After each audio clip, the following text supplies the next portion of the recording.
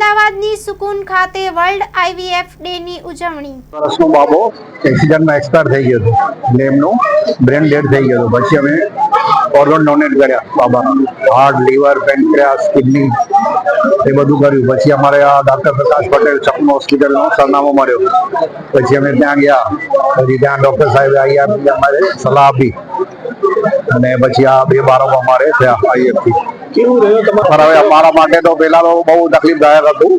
પછી ડૉક્ટર સાહેબને મળ્યા, અમે પ્રકાશ પટેલ સાહેબને મળ્યા. પછી એમને અમારે સલાહ આપી કે આ તમે આઈએફનું કરો. પછી ડૉક્ટર સાહેબે ખૂબ જ મહેનત કરી અને એનું પરિણામ સારું આવ્યું. ભગવાને એક લીધો, 2 કરીને આપ્યા. શું કહેવા માંગશો? આવું એક્સિડન્ટ થાય છે અને બ્રેન ડેડ થાય છે તો ઓર્ગન ડોનેટ કરવું જોઈએ અને બીજાને કોઈને લાભ થાય. આપણો બાળક હવે જાય જ છે પણ કોઈનું ભલું થાય. નામ અનિલ કુમાર પંચાલ છે અને હું ઘાટોડી અમદાવાદનો રહેવાસી છું. અને પ્રકાશભાઈએ આજે સરસ મજાનું આયોજન કર્યું, એમનો ખૂબ ખૂબ આભારી છું. સાચું કહું તો એક ડૉક્ટર તરીકેના બધા જ એમણે લોકોના સપના પૂરા કરેલા છે.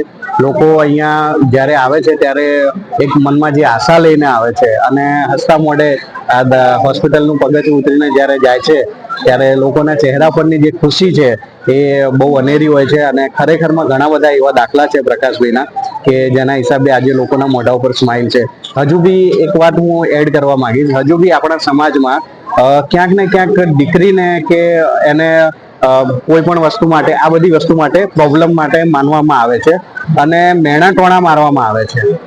હું એક વસ્તુ જરૂર એડ કરીશ કે જ્યારે ભગવાન અત્યારે છે, હું એ વસ્તુ એડ કરીશ કારણ કે જ્યારે નરસિંહ મહેતાના મેણા ભાગવા માટે જો ભગવાન અવતાર લઈ શકતા હોય તો અત્યારે પ્રકાશભાઈ રૂપી ભગવાને અવતાર લઈને દીકરીઓના મેણા ટણા એ દૂર કરેલા છે. અને પ્રકાશભાઈ ઉત્તર પ્રગતિ કરતા રહે કારણ કે મારા દીકરાનો જન્મ થયો ત્યારે બહુ ક્રિટિકલ કેસ હતો. 8મા મહિને મારી વાઈફને કમળો થઈ ગયો હતો અને સાહેબે જે કેસ બચાવ્યો એટલે થેન્ક ગોડ. અને ભગવાનનું રૂપ છે પ્રકાશભાઈ. Thank you so much. Doctor Prakash Patel, Sukan hospital અને આઈવીએફ સેન્ટરથી વર્લ્ડ આઈવીએફ ડે 25 જુલાઈ એ નિમિત્તે સુકન હોસ્પિટલમાંથી અમે એક સેલિબ્રેશન રાખેલ છે જેમાં 100 કપલ્સથી વધારે અમે અહીંયા સેલિબ્રેશનમાં ભેગા થયા છીએ.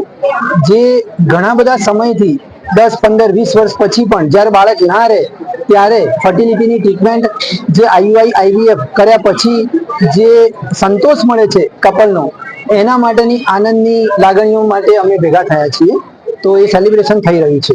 હોસ્પિટલમાં આઈયુઆઈ અને આઈવીએફ પદ્ધતિથી 5000થી વધારે લોકોએ અમારો સંપર્ક કર્યો છે અને એમને લાભ મળેલ છે.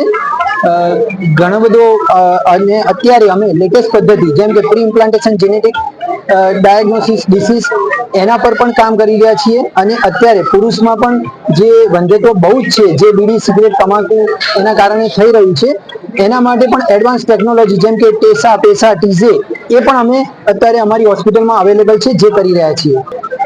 જનરલી આજે અમારા સેલિબ્રેશનમાં એ જ મારો મુદ્દો હતો.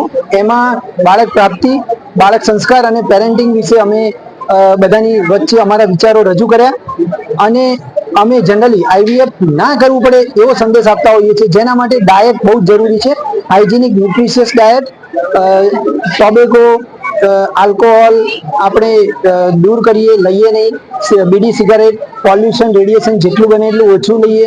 આપણે અત્યારે ઘણા બધા મોબાઈલનો બહુ જ ઉપયોગ કરે છે, જેનાથી રેડિયેશન અને આપણો ટાઈમ પણ એમાં બહુ જ રહે છે. એના કારણે માઇન્ડની મનોસ્થિતિને બધું ચેન્જ થાય છે.